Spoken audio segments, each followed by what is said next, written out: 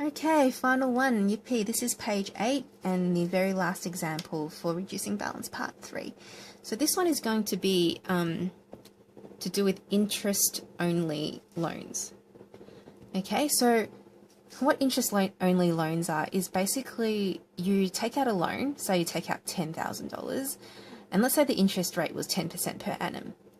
Now, all you want to pay towards the loan is the interest. In fact, you don't want to reduce the amount of money that you owe on the loan. So every year, if you only pay interest on that $10,000 loan,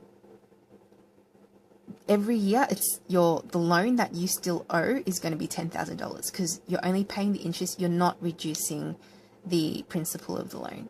Okay, so we're going to tackle that, and this is good because it's not good. But some people, they want to buy something. For example, they want to buy a car and they want to sell it.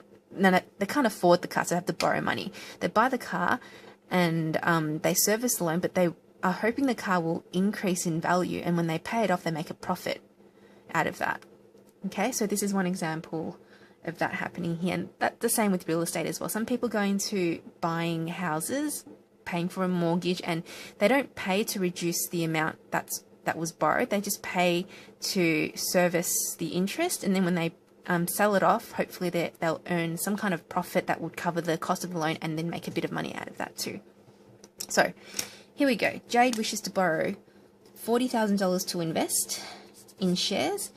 She uses an interest-only loan, which means she'll only pay interest to minimize her repayments and hope to gain profit when she sells the shares at a higher value.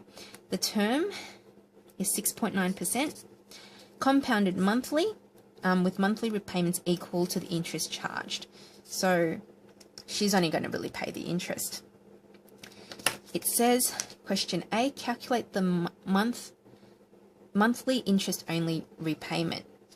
Okay, so the thing to remember is if you're doing interest-only loans and you want to work out how much they need to pay or the interest per month, we're going to set the 1 because we only want to care about each month to 1. Okay. And then the interest rate is going to be 6.9% as per the question. The present value is $40,000. And we want to find out the payment. So here is where we're going to hit enter. And the future value is you are going to set it to exactly the same as the present value because remember, we don't want to pay off our loan. We want to keep the loan amount that we're owing the same. We just want to service the loan by paying the very minimum, which is the interest. Okay. Now, because it's monthly, PPY and CPY are going to be both 12. And when we hit enter, oopsie, made one mistake. Now, remember, if we're doing reducing balance loans, the payment is a negative and so is the future value. So don't forget that. Don't do what I just did. I just got an answer that didn't even make sense and then I realized what I did wrong.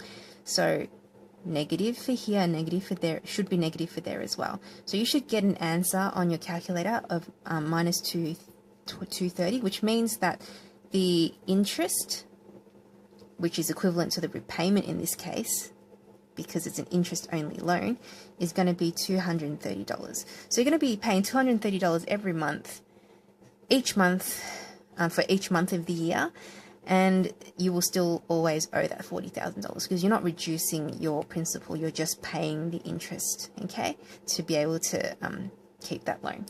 So that's A. And then it says, if in 3 years she sells the shares for $50,000, calculate the profit she would make on this investment strategy. So remember, she borrowed $40,000. Okay, and 3 years later, so let's highlight that, she sells it for $50,000. Now, 3 years, and if you're paying $230 monthly, is going to be 3 times 12 months, so which equals to 36 months, or this is technically our N, times our D, which is $230, which is how much she's paying each month. So remember, to keep her loan for 3 years, she has to pay the minimum. The minimum is $230 in interest every month. That would give a value of $8,280. So in total, or the total amount of interest paid technically, over 3 years, she's paid $8,280 to service her loan. Okay, now she sells it. She sells her she sells her shares for $50,000.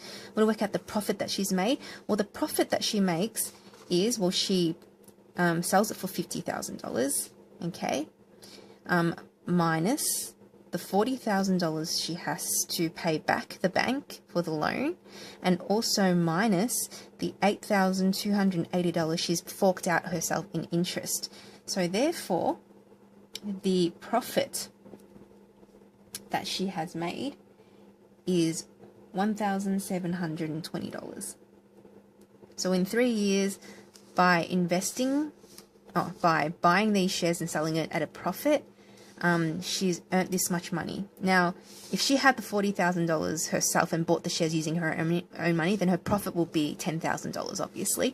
But because she's borrowing the money and she's paying the bank interest each month for borrowing that money, the $8,280 has gone to the bank as the bank's profit in a way. So she, Jade, will profit only this much in the 3-year duration. Okay? Enjoy, guys. Don't forget you're doing the odd questions for exercise 7.4. If you feel like doing more, go ahead. It's just odd questions will be your minimum. Happy times.